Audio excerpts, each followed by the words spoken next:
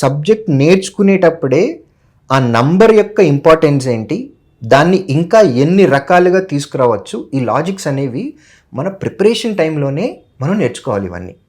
నేను ఇది రీజనింగ్ అనే ఒక సబ్జెక్ట్లో నంబర్ సిరీస్ అనే ఒక టాపిక్లో ఒక క్వశ్చన్ తీసుకొని చెప్పాను మీకు ఇప్పుడు.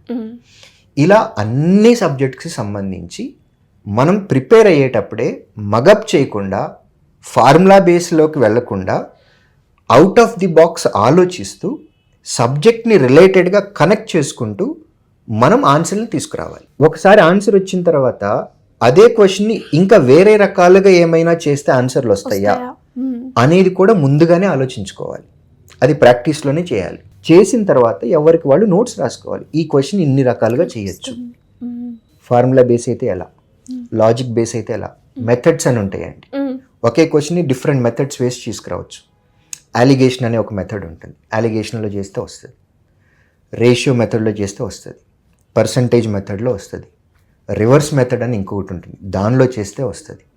ఇలా ఎన్ని రకాలుగా చేయొచ్చు అనేది ప్రాక్టీస్ చేసే టైంలోనే అలవాటు చేసుకోవాలి. అప్పుడు ఎగ్జామ్లో క్వశ్చన్ ఏ మెథడ్ వాడితే తక్కువ టైంలో ఆన్సర్ వస్తుంది అనేది తెలిసిపోతుంది. సో ఇది ఓవర్ నైట్ వచ్చేది కాదండి. ఇది ప్రాక్టీస్ చేసేటప్పుడే మనం ఇవన్నీ చేసుకుంటూ వెళ్తేనే మనకి ఎగ్జామ్లో కాన్ఫిడెన్స్ ఉంటుంది, తక్కువ టైంలో ఆన్సర్ తీసుకురాగలం.